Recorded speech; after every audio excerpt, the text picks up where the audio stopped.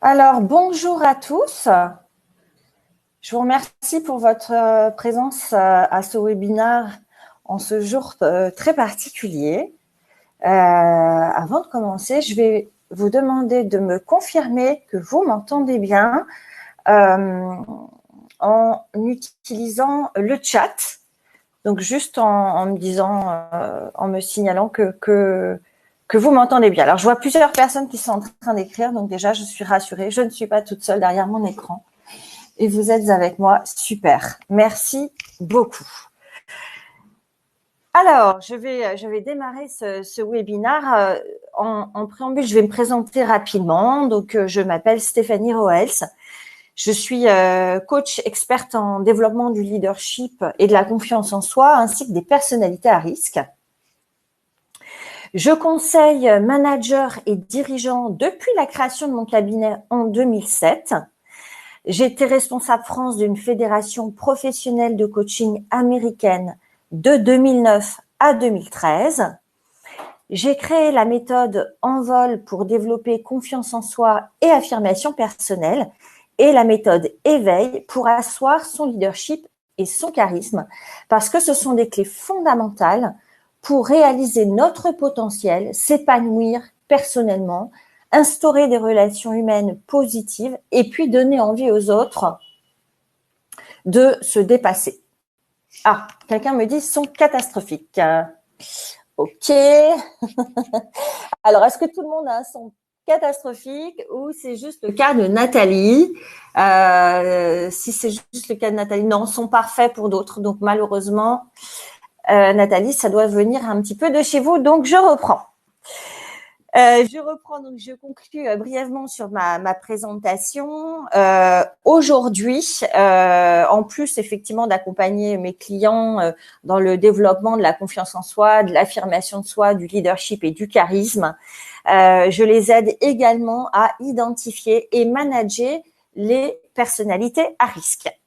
Alors, quant à mon style, parce que là, vous ne voyez pas grand-chose de moi, j'interviens donc auprès de mes clients avec pragmatisme, justesse, humour et cœur. Voilà pour moi. Donc, quant à ce webinaire, donc l'objectif du webinaire, les objectifs vont être les suivants.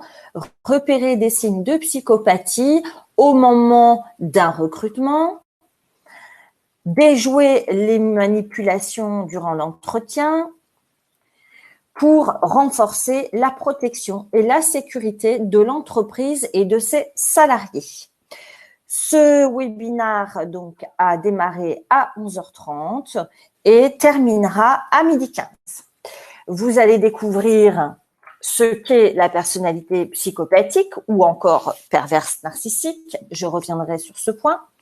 Les comportements types qui doivent vous alerter, les meilleures questions à poser en entretien, des clés pour déjouer leurs tentatives de manipulation, des techniques de détection du mensonge et les bons réflexes à avoir en cas de doute. Donc, suite à mon exposé qui va durer environ 20 minutes, je répondrai à vos questions pendant environ 20 minutes supplémentaires. Alors, tout d'abord, qu'est-ce qu'une personnalité perverse narcissique? Ah, ops, on est bon. Qu'est-ce qu'une personnalité psychopathique ou perverse narcissique? Alors, j'ai mis les deux termes parce que en France, on parle beaucoup de pervers narcissique. Mais pour une parfaite rigueur scientifique, je devrais dire la personnalité psychopathique primaire. En fait, le pervers narcissique est l'expression utilisée par le courant psychanalytique exclusivement. Et donc, les psychiatres, en particulier les psychiatres américains, parleront de personnalité psychopathique primaire.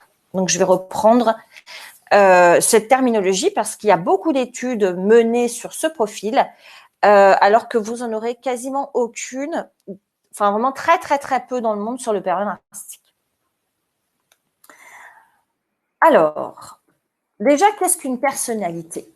Une personnalité désigne un ensemble de caractéristiques psychologiques permanentes chez un individu. Nous avons tous une personnalité et certaines sont pathologiques. Il existe une dizaine de personnalités pathologiques avec une graduation entre des cas normaux, entre des cas légers et des cas graves. 6 personnalités pathologiques présentent des risques majeurs en entreprise.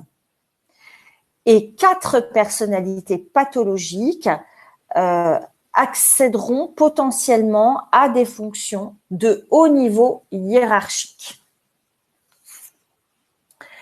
Alors, vous voyez le tableau suivant que je vous propose présente donc une synthèse des personnalités à risque et des principaux risques qu'elles présentent dans l'organisation. Vous pourrez remarquer que les 4 premières, donc la personnalité paranoïaque, la personnalité obsessionnelle, la personnalité narcissique et donc la personnalité psychopathique primaire qui correspond au pervers narcissique et dont nous allons parler aujourd'hui, sont susceptibles d'accéder à des fonctions de haut niveau hiérarchique. La personnalité psychopathique primaire représente de 1 à 3% de la population globale. Elle correspond à 4% des cadres et 21% des dirigeants présentent des traits psychopathiques de nature primaire. Voilà, j'espère que je ne suis pas trop dans mon jargon et que je suis claire. De toute façon, vous pourrez me poser toutes vos questions dans un second temps. Alors, je vais les nommer, pardonnez-moi, mais parfois je dirais psychopathe primaire, parfois pervers narcissique, mais on parle bien du même profil.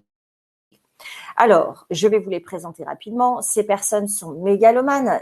Ça veut dire quoi, mégalomane? Ça veut dire que ils sont convaincus de leur supériorité. Ils sont narcissiques. Alors, le narcissisme est une surestime de soi qui s'accompagne d'une absence d'empathie et de culpabilité. Ils sont égocentriques. Donc, une personne égocentrique, c'est une personne qui ne prend en compte que ses propres intérêts et qui considère son point de vue comme le plus valable. Ils sont manipulateurs.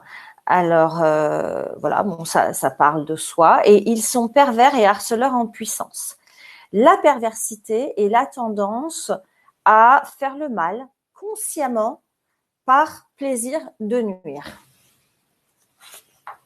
Donc, ce sont de bien charmants personnages. Alors, quels sont les comportements types qui doivent vous alerter dans le cadre d'une procédure de recrutement? Avant l'entretien, en amont, le psychopathe, il faut savoir que le psychopathe croit avoir des droits et un statut qui surpassent ceux des autres. Et c'est encore plus vrai s'il est coopté ou chassé. Donc, il peine à se conformer à un process s'il le juge lourd ou contraignant, par exemple. Par exemple, il peut renseigner de façon lapidaire un formulaire de candidature, oublier de vous faire une simple lettre de motivation ou montrer des difficultés à s'adapter aux disponibilités restreintes du RH pour l'entretien. Maintenant, attention, ce n'est pas parce qu'un candidat a été approché qu'il faut se suradapter à ses exigences. Un candidat doit, quoi qu'il arrive, vous convaincre de sa motivation pour le poste et de sa bonne volonté à s'y adapter.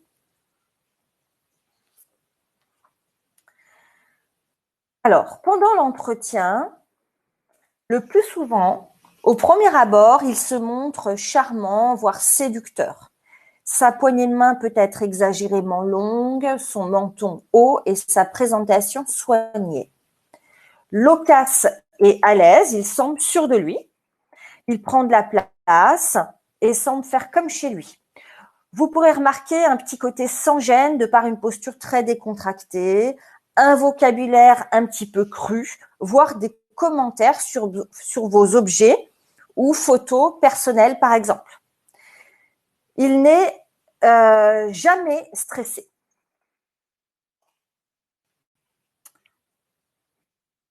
Alors, son discours peut sembler grandiose, romanesque. Les difficultés sont occultées, sauf si elles viennent servir une image héroïque. Ces analyses semblent tout droit sorties de ses lectures et paraissent superficielles. Ces grands principes et valeurs sont stéréotypés et présentés sans subtilité. Ces généralisations trahissent l'absence d'un vécu personnel, émotionnel de ce qu'il décrit.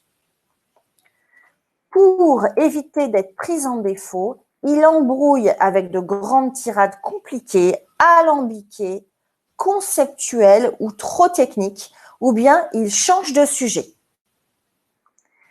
Si vous le dérangez dans vos questions, il peut finir par vous le faire sentir en montrant de l'impatience, voire un certain agacement. Alors, quelles sont les meilleures questions à poser en entretien de recrutement ? Alors, je vois que Renard, pardon, vous avez mis votre nom de famille. Vous êtes en train de décrire au minimum plusieurs présidents de certains pays. Oui, tout à fait, absolument. Donc, je poursuis les meilleures questions à poser en entretien de recrutement. Alors, le psychopathe, quand même, pour resituer, est un virtuose de la manipulation et c'est un menteur pathologique. Et cela me semble clé pour… je recommence. Le psychopathe étant un virtuose de la manipulation et un menteur pathologique, ce qui me semble clé pour repérer sa psychopathie va être d'une part d'apprendre à déjouer les manipulations et d'autre part d'apprendre à mesurer ce qui le différencie le plus des autres personnalités, à savoir son absence d'empathie et son orgueil démesuré, et enfin d'apprendre à repérer les signes de mensonge. Alors, du coup, je vous recommande d'évaluer les critères de personnalité, empathie et humilité qui sont, soit dit en passant, des clés majeures de leadership. Pourquoi ? Parce que l'empathie, il n'en a pas ou extrêmement peu. Et au niveau de l'humilité, il est orgueilleux, il ne se remet pas en question sincèrement. Donc, pour chacun de ces critères, il faudra bien définir en amont avec le manager de la future recrue ce qu'il attend concrètement de celle-ci en situation effective de travail. Mais cela, c'est vrai pour n'importe quel critère de personnalité. Alors, les techniques d'entretien les plus valides, on a la technique des 3C, c'est-à-dire qu'on va amener la personne à décrire un contexte, les comportements qu'elle a adoptés dans ce contexte et les conséquences de ces comportements. Et l'autre technique la plus valide, c'est l'étude de cas. Donc, lorsque la personne a suffisamment d'expérience professionnelle, il faudra toujours préférer la première méthode, c'est-à-dire la technique des 3C, qui va s'appuyer sur du vécu réel et donc sur des expériences réelles. Mais lorsque nous n'avons pas cette expérience-là, on va opter pour l'étude de cas, c'est-à-dire qu'on va soumettre un cas que la personne va réellement trouver en situation de travail et on va amener la personne à décrire comment elle va gérer cette situation, donc avec la technique des 3C.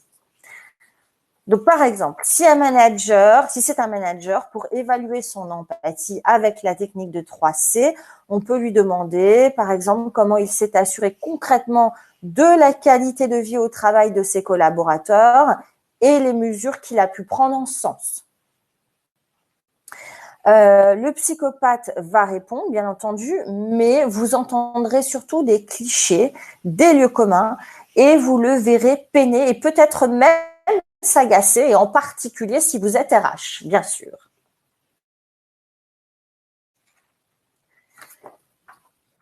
Concernant l'étude de cas, donc pour évaluer son empathie avec la technique de l'étude de cas, vous pouvez par exemple lui demander d'imaginer la situation suivante. Dans l'équipe, il y a un collaborateur qui ne respecte pas les procédures, il préfère conserver son ancien mode de fonctionnement. Les relations avec celui-ci sont difficiles car il est méfiant et nerveux. De plus, il a 20 ans d'ancienneté dans son poste et une influence certaine sur les autres membres de l'équipe. Comment pensez-vous gérer la situation concrètement? Alors, pour évaluer son humilité avec la technique des 3 C, amenez-le par exemple à décrire ce que ses échecs et ses difficultés lui ont enseigné. Donc, par exemple, pourriez-vous me parler d'un échec ou d'une difficulté importante que vous avez rencontrée dans votre management? Qu'est-ce que cela vous a appris sur vous-même?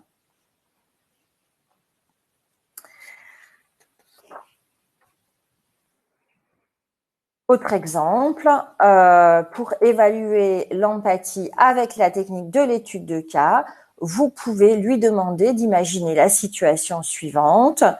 Dans l'équipe, il y a un jeune expert, il est très ambitieux et particulièrement brillant et pointu dans son domaine et nous souhaitons le fidéliser.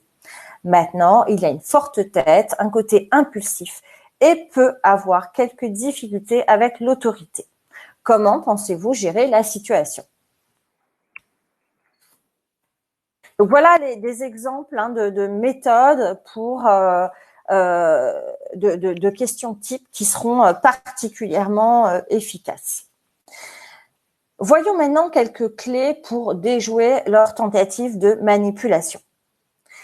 Le psychopathe se met naturellement en position de supériorité. Et c'est quelqu'un qui peut sembler bien sous tout rapport, tant de par une certaine allure que de par un comportement très courtois ou encore un discours truffé de principes et de grands idéaux. Par ailleurs, nous avons vu qu'il peut chercher à vous embrouiller. Donc, vous risquez fortement d'être déstabilisé, intimidé, voire charmé. Il faut donc se méfier de cette apparence qui peut être parfaite, ne pas se laisser étourdir et ne pas le laisser digresser. Par ailleurs, il peut provoquer le débat d'idées en vous demandant votre avis, par exemple, parce que comme c'est un bon orateur, cela lui permet de prendre l'ascendant sur vous. Donc, évitez de rentrer dans les débats d'idées. Gardez le cap sur votre process habituel. Posez les questions prévues. Et n'acceptez pas un discours vague ou alambiqué. Faites-lui tout clarifier factuellement.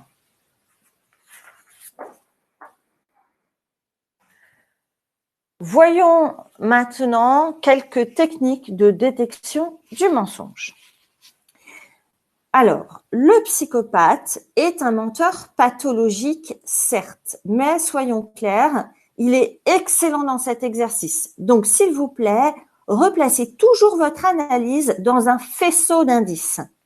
Pour la détection du mensonge, je vais vous proposer de nous inspirer des meilleurs au monde, à savoir des agents du FBI. Qu'ils interrogent un témoin ou un suspect, les fédéraux ont l'objectif de recueillir un maximum d'informations pertinentes et d'évaluer la crédibilité de leur interlocuteur en un temps court, tout comme vous, d'une certaine façon.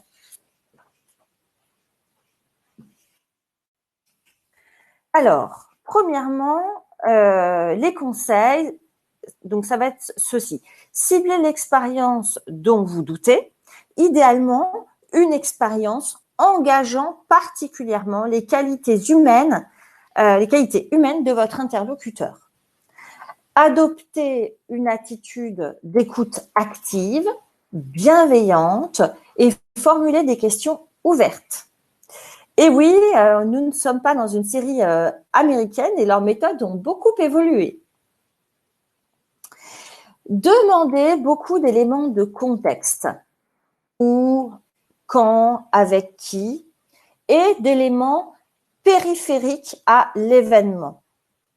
Demander des informations potentiellement vérifiables comme des chiffres, donc des résultats, des durées, des effectifs, des lieux par exemple, parce que cela rend le mensonge plus difficile à élaborer pour le menteur.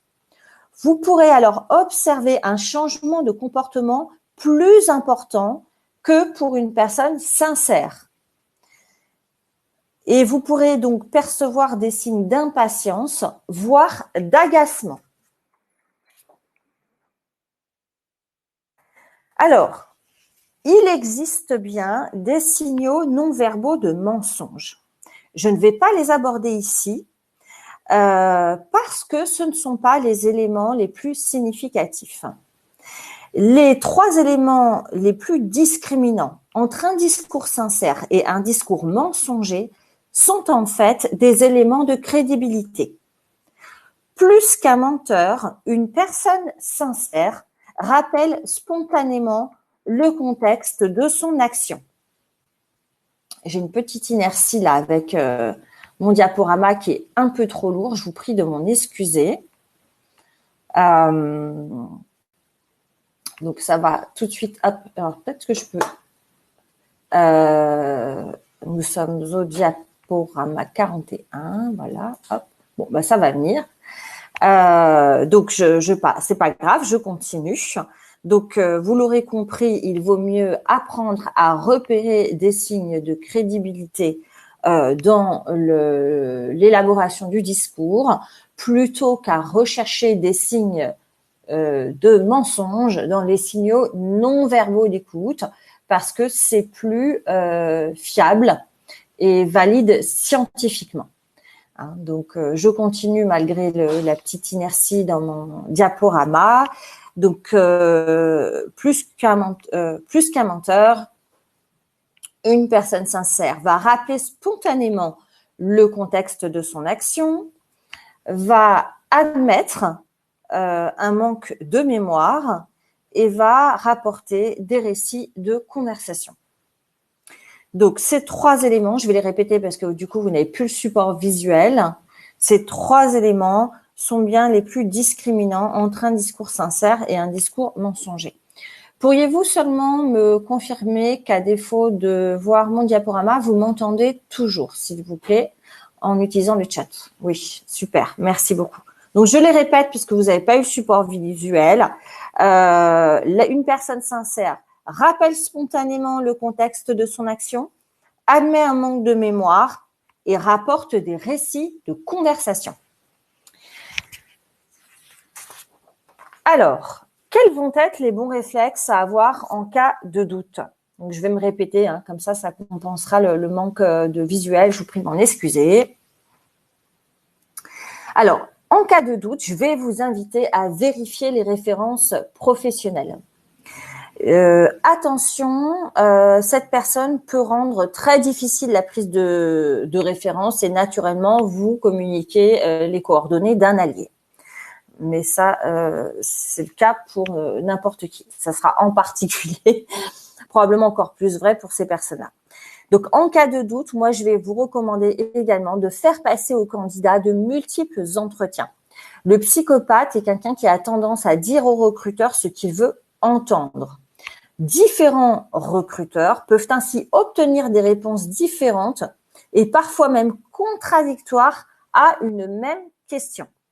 Donc, je répète mon conseil, faites passer aux candidats de multiples entretiens et n'hésitez pas à poser des questions très proches, voire totalement similaires.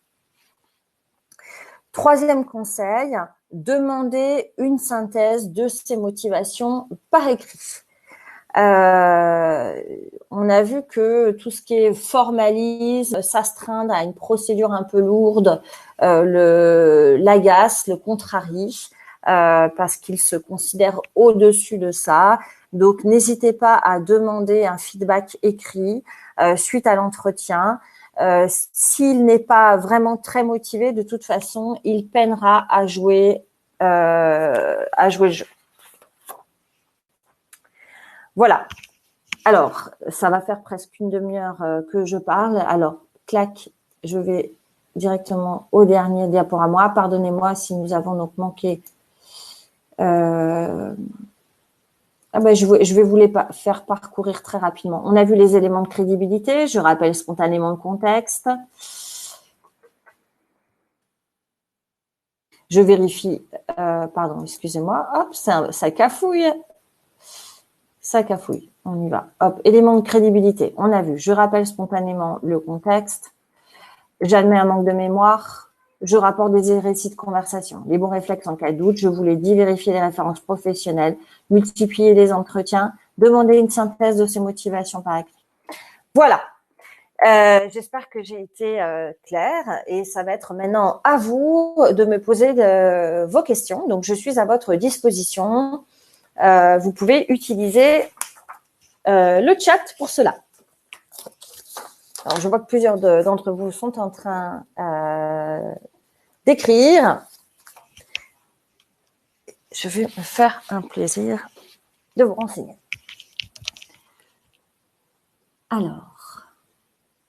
Alors, pendant que vous écrivez vos questions, effectivement, je vais quand même vous préciser ce que j'ai mis sur ce dernier slide.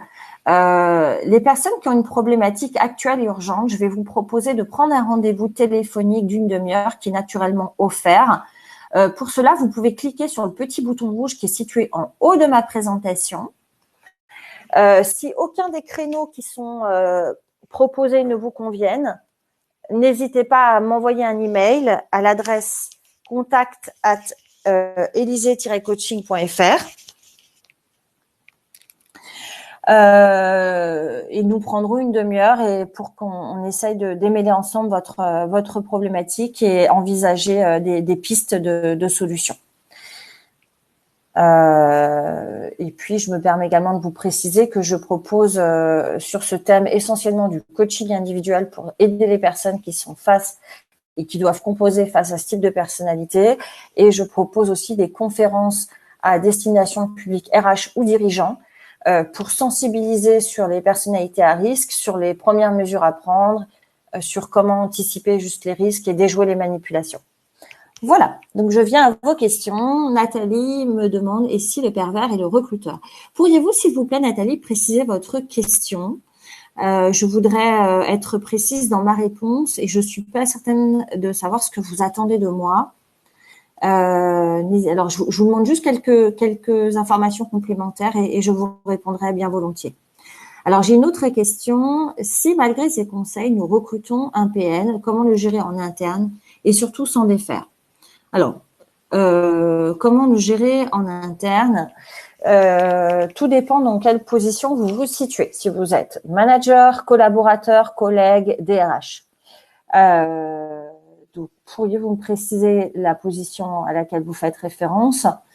Ce que je peux vous dire de façon générale et ce qui sera valable quelle que soit votre position, c'est qu'il faut mettre de la distance et du formalisme.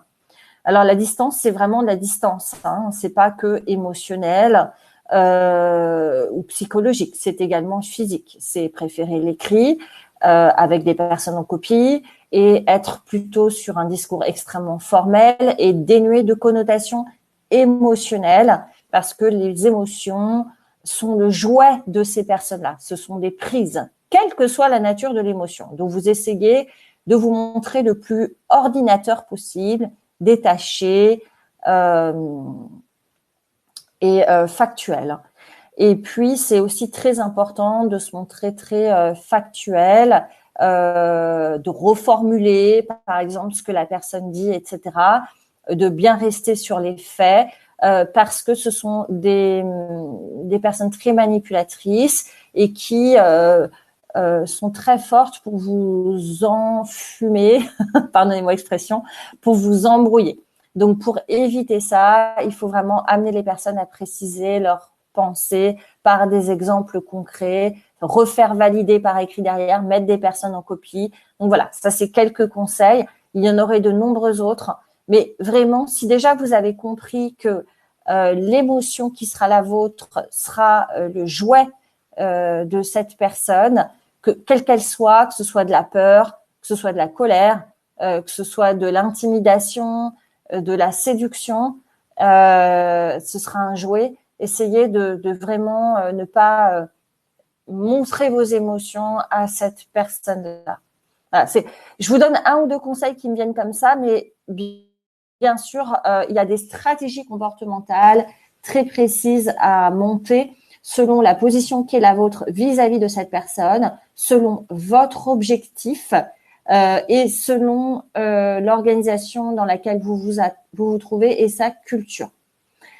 Vous avez aussi posé une autre question, c'est comment s'en défaire. Alors, je vais laisser les aspects de droit aux juristes. Je ne suis pas juriste et bien sûr, on ne peut pas licencier quelqu'un sur... on ne peut licencier les gens que sur ce qu'ils commettent de répréhensible. Ça va de soi.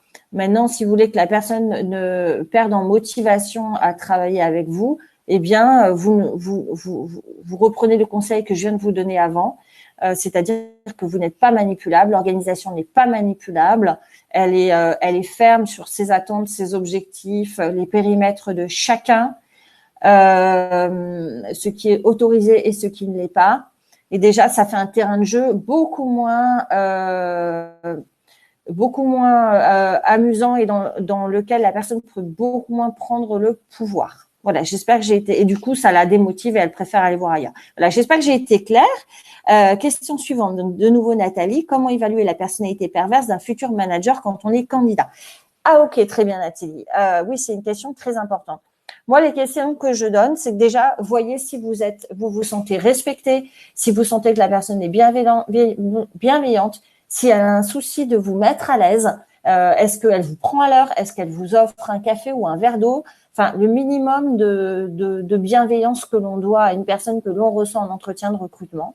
Est-ce que vous avez l'impression qu'il y a une espèce de cohérence entre les questions qui sont posées et le poste à pourvoir? Parce que les pervers sont les gens qui vous amènent sur des terrains qui sont un peu perso ou des questions qui sont un peu tordues. Alors, ça ne veut pas dire qu'on est forcément pervers quand on pose ce genre de questions-là. Une fois plus, on est toujours sur un faisceau d'indices. Et moi, ce que je vous recommande aussi vivement, c'est d'exprimer vos critères à vous. C'est-à-dire, si vous vous dites que clairement, si vous vous retrouvez dans une organisation que vous trouvez que où règne un climat qui n'est pas suffisamment transparent, où la relation de confiance avec le manager n'est pas suffisamment forte pour vous, etc., etc. Donc, vous précisez bien ce qui est un environnement sain et bienveillant et acceptable pour vous.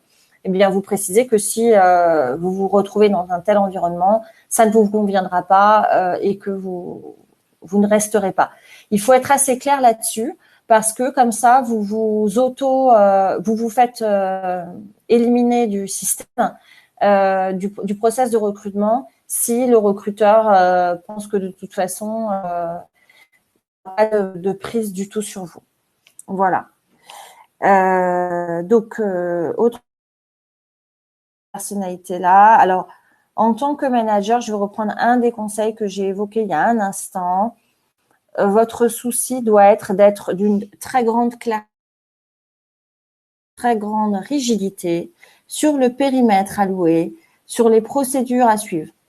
Vous êtes face à quelqu'un qui est dans la transgression, qui n'a pas ou peu de conscience morale. Donc, il faut que ce comportement-là ne soit pas possible. Parce que, une fois de plus, je l'évoquais tout à l'heure, la personne, ça va la démotiver, elle ira voir ailleurs. Il faut, par contre, quand même, je l'ai dit tout à l'heure, vous avez des degrés. C'est un point très important, ce que j'évoque là. C'est-à-dire que vous avez des petits pervers narcissiques et vous avez des très gros pervers narcissiques. Des petits pervers narcissiques, ils peuvent être relativement, en tout cas, ils seront moins nuisibles que des gros pervers narcissiques. Donc, si vous ne pouvez pas vous en défaire et que vous êtes contraint de composer avec cette personne-là, je vous invite à valoriser la personne sur ses réussites dès que c'est sincère et dès qu'elle va dans le bon sens, parce que ce sont des gens qui sont assoiffés de reconnaissance, ils en ont énormément besoin. Donc, ça peut lui permettre de bien canaliser son énergie dans le bon sens et de maintenir et donc de préserver les bons comportements. Ce sont des personnes, pour être motivées, qu'il faut mettre au défi. Il faut leur donner, il y a quand même ce côté compétition. Donc, il faut mettre au défi ces personnes-là, leur donner une occasion de briller et d'être sur le devant de la scène par rapport à des réussites. Maintenant, sur des délais courts, parce que si ce sont des délais longs, c'est pas du tout motivant. Donc voilà, j'aurais 1000 choses à vous dire sur le management, également sur les erreurs à éviter. J'aurais 1000 choses à vous dire. Il faudrait vraiment, mais là je vous donne quelques éléments essentiels. Ce que j'ai envie de vous rappeler quand même, c'est que plus ces personnes vont être sur des positions à haute responsabilité, plus elles sont dangereuses parce que le pouvoir va attiser leur perversité et à prendre davantage de risques et donc à prendre des risques, à prendre des décisions sur des sujets pour lesquels ils ne sont pas compétents. Donc c'est vraiment ça qu'il faut avoir à l'esprit, c'est-à-dire qu'à un haut niveau de responsabilité, on est quand même un peu sur des bombes à retardement. Voilà. J'aurais plein d'autres choses à vous dire sur comment manager, mais je vais parcourir les autres questions. Être assertif marche également, cela le déstabilise. Oui, tout à fait. C'est une très bonne remarque. Je mettrai juste un tout petit warning. Attention, parce qu'il y a des techniques d'assertivité qui vous invitent à exprimer vos émotions et ce n'est pas indiqué face à ce type de personnalité. Une autre question. N'avons pas tous un peu de perversion narcissique?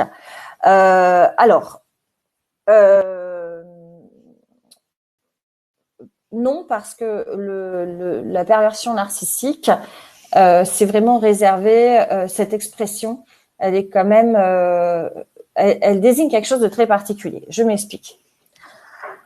On peut tous éclater de rire en voyant quelqu'un qui fait une mauvaise chute ou avoir un petit plaisir pervers à voir qu'une personne qui nous a fait des mauvais coups sentir pas si bien que ça. Bon, là, c'est rien de pathologique. On pourrait dire c'est quand même pas bien noble de notre part, mais dans les faits, c'est quand même se réjouir du malheur de l'autre. On pourrait dire qu'il y a une petite dimension perverse. Maintenant, si vous voulez, pour le pervers narcissique, on est franchement sur une dimension sadique. C'est-à-dire qu'il y a une jouissance réelle à voir l'autre souffrir. Et là, on est dans la pathologie. Donc, si on a ça en soi, non, tout le monde n'a pas ça en soi. Concernant le narcissisme, alors, vous avez le narcissisme. Alors, le problème, c'est que c'est un terme qui n'est pas utilisé de la même façon selon les courants scientifiques. Par exemple, dans le domaine de la psychiatrie, l'estime de soi et le narcissisme correspondent à la même notion. Donc, c'est le sentiment de sa valeur personnelle. Alors, si je fais simple, heureusement qu'on a tous un peu de narcissisme, on a un peu d'estime de soi, on a un peu d'ego. C'est indispensable à notre survie pour je me protège dans le monde et c'est vraiment nécessaire pour entreprendre, faire face aux difficultés.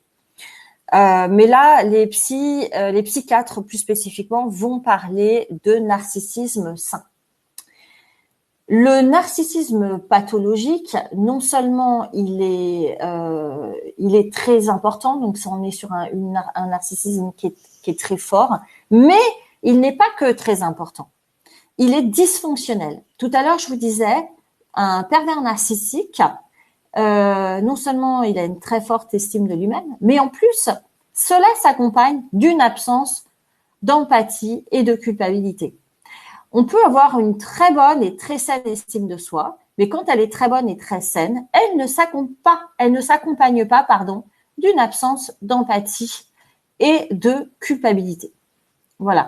Donc j'espère que j'ai été claire pour vous répondre. Donc non, nous n'avons pas tous de perversion narcissique telle que c'est décrit par le courant psychanalytique, mais on a parfois un petit peu de perversion et parfois, et heureusement, du narcissisme sain.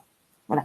J'espère que j'ai été claire. Et puis je vais bientôt terminer. Donc si vous avez vos dernières questions. Ah non, il me reste encore quelques minutes, pardon.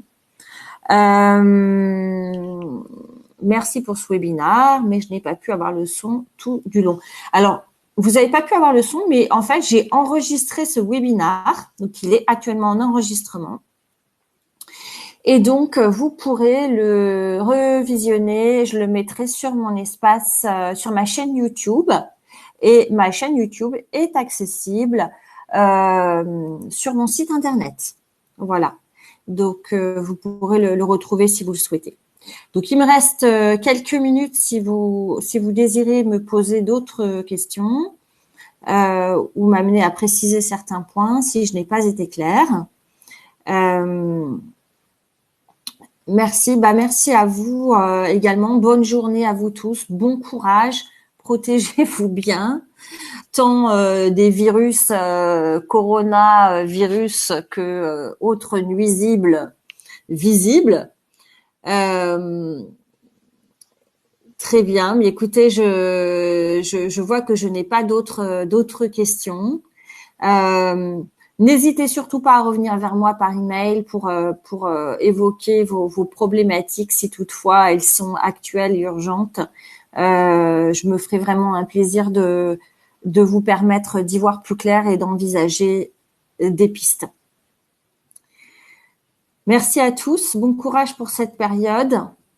Et puis, prenez soin de vous, tant physiquement que psychologiquement. Et bonne journée.